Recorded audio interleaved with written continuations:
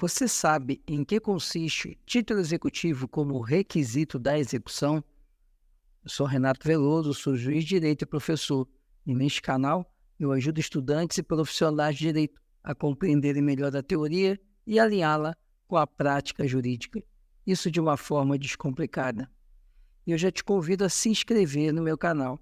E lembre-se, ative o sininho, porque toda vez que lançarmos um vídeo novo, você receberá uma notificação.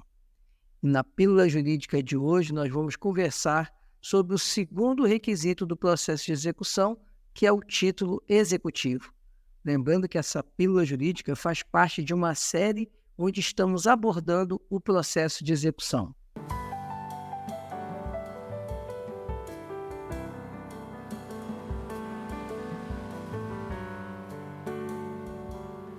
Vimos que todo processo de execução exige a presença de dois requisitos.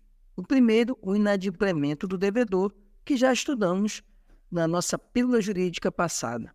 E agora precisamos falar sobre o título executivo, que é o segundo requisito para que exista uma execução. O título executivo, ele é, portanto, um elemento indispensável para a execução. Sem o título executivo, não é possível a existência de uma execução. Isso porque o título executivo é que vai apontar os parâmetros da execução, que vai apontar os limites dos atos executórios. O título executivo ele vai mostrar qual obrigação deve ser cumprida, que essa obrigação ela tem que ser certa, ela tem que ser líquida e tem que ser exigível. E vai indicar que aquela pessoa que é o devedor da obrigação tem que cumprir exatamente aqueles parâmetros estabelecidos no título executivo. Portanto, a ausência do título executivo faz com que não seja possível a execução. Um ponto importante é que nem todo título executivo é líquido, porque nos títulos executivos judiciais é possível que exista a necessidade da liquidação daquele título executivo, daquela obrigação de pagar prevista na sentença que transitou em julgado e se tornou um título executivo judicial. Então, neste ponto da liquidez do título, nós temos uma distinção. Quando falamos de título executivo judicial, é possível que esse título ele seja submetido a um incidente que se chama liquidação de sentença para se apurar um valor devido. Já quando falamos do processo de execução de títulos executivos extrajudiciais, isso não é possível.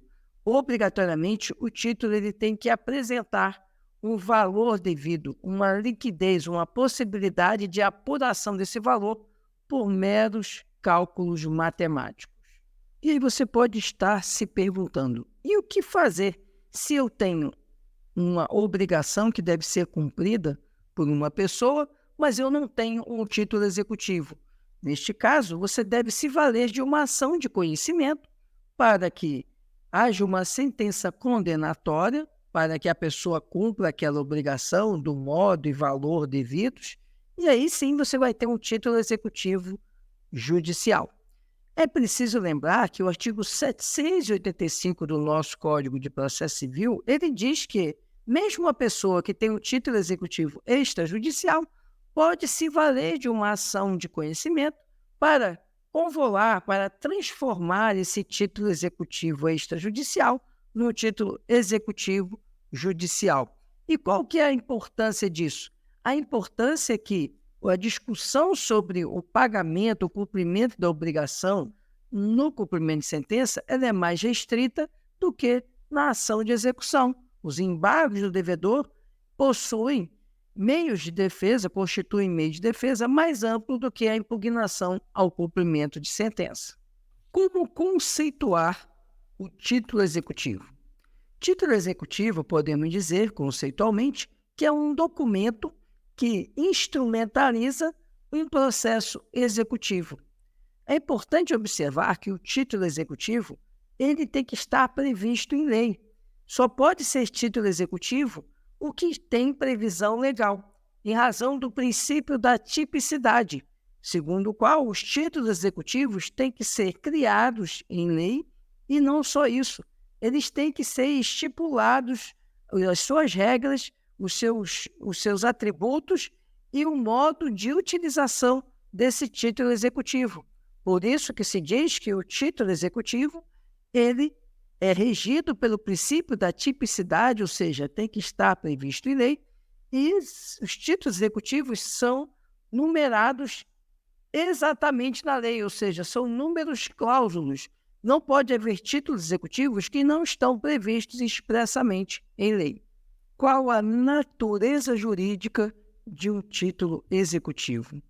Este ponto é um ponto de divergência na doutrina. Uma corrente, que é a corrente capitaneada por Canelucci, defende que título executivo é um documento.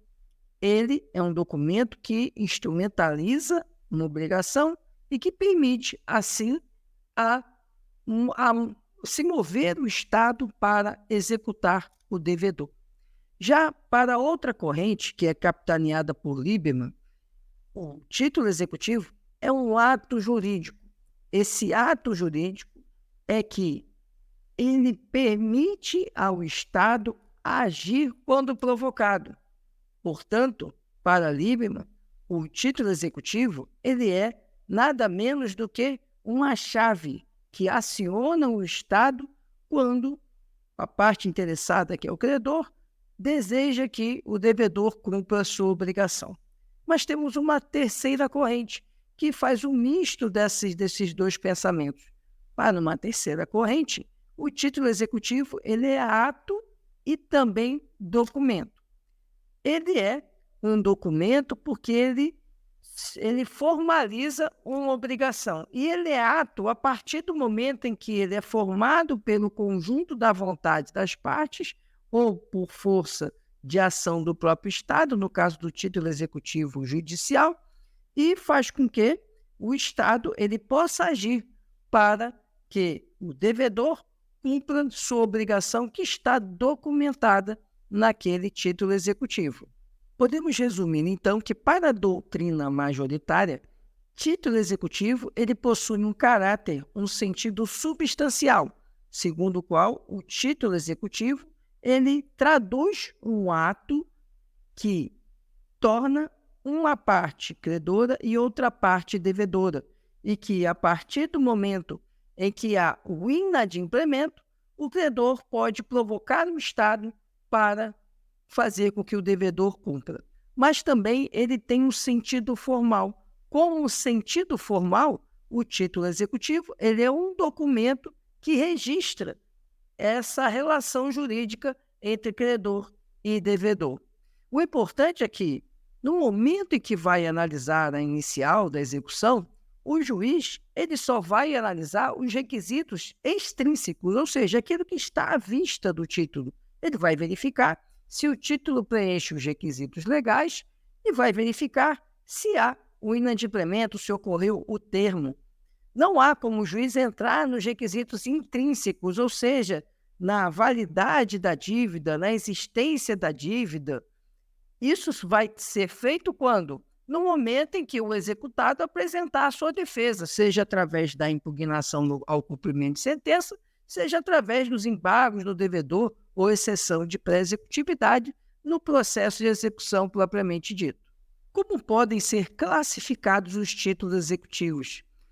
A classificação do título executivo está relacionada exatamente à sua origem. Temos, então, os títulos executivos judiciais, que têm origem em decisão judicial, que estão elencados no artigo 515 do Código de Processo Civil. Por outro lado, temos os títulos executivos extrajudiciais, que são aqueles elencados no artigo 784 do Código de Processo Civil. Isso vai fazer com que, em um caso, você tenha um procedimento de execução, que é chamado, nos títulos executivos judiciais, de cumprimento de sentença.